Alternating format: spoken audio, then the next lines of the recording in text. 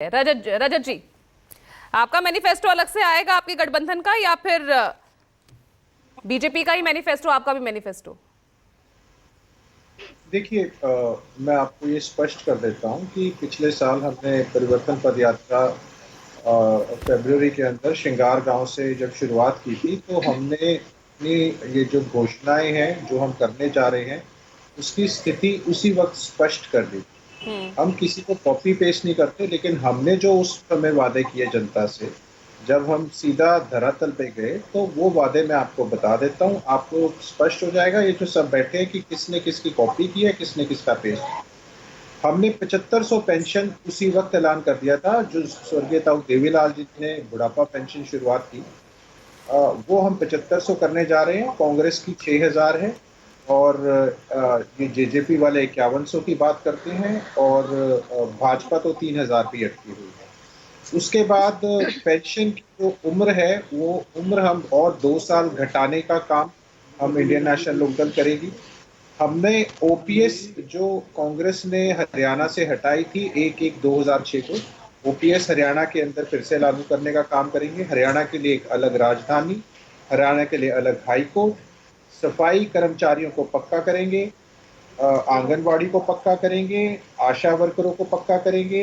और उसके बाद ये जो एमएसपी की बात है, एमएसपी पे कानूनी गारंटी की बात कांग्रेस ने नहीं करी है। एमएसपी को कानूनी गारंटी पे उसके ऊपर कानून बनाने का काम करेंगे। लेकिन कांग्रेस जो आज बात कर रही है लेकिन ओपीएस की, बीजेपी तो तो ऐसी कोई बात नहीं कर रही ना, आप लोग साथ साथ ही है ना। लेकिन बीजेपी तो ऐसी कोई बात नहीं कर रही। 24 फसलों पर एमएसपी पर मिल रही हैं, वो मिलती रहेंगी। आपने ये कहा कि बीजेपी और आईएनएलडी साथ साथ। हाँ, आपको आईएनएलडी के किसी प्रवक्ता ने कोई प्रेस रिलीज आप दिखा दीजिए नहीं, विपक्ष आईएनएलडी लगातार की। आरोप लगा रहा है ना, बीजेपी की बी टीम गोपाल कांडा से आपका गठबंधन हो गया है। और गोपाल कांडा और भाई उनकी पार्टी के जहां से सिरसा से बीजेपी उम्मीदवार ने वापसी लिया ना नामांकन, ताकि आपके देखिए, गठबंधन का उम्मीदवार खड़ा हो सके। तो वो क्या देखिए, है? जिन्होंने, मैं उत्तर दे देता हूँ, जिन्होंने 5 साल सत्ता की मलाई खाई, जब किसान पिट रहे थे तब कुर्सी से चिपके रहे, जब ये सवाल का जवाब नहीं है रजत भाई। इन्हीं के देखिए, मैं किसी के समय में नहीं बोला, जितनी भी उत्सुकता हो हाँ अपनी प्लीज, कंट्रोल में रखिए, अपने अपने वरना समय पे पूरे बोलिए। ठीक है, बोलिए रजत डेकोरम जी। खराब हो जाए। सत्ता की मलाई खाई, जब काले कानून आए तब ये चिपके रहे इस कुर्सी के साथ।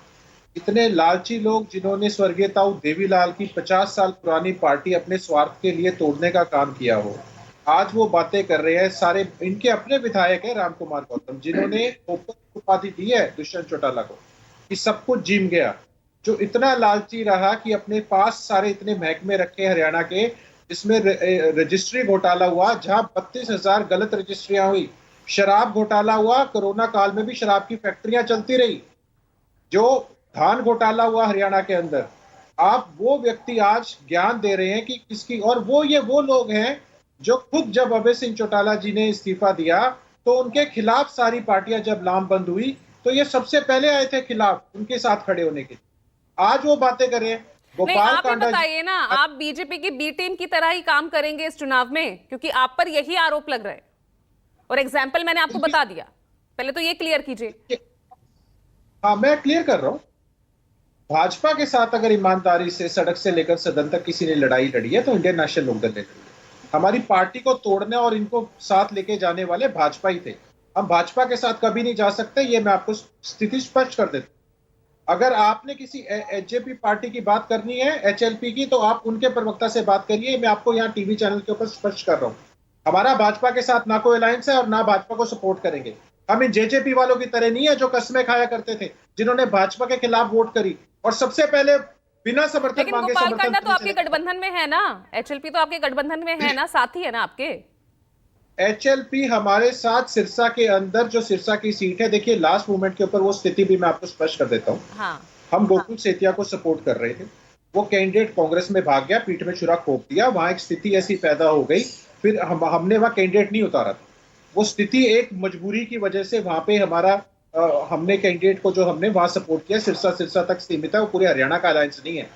मैं आपको ये स्थिति क्लियर अच्छा, कर देता हूँ। सिरसा की फाइट फ्रेंडली है बीजेपी के साथ।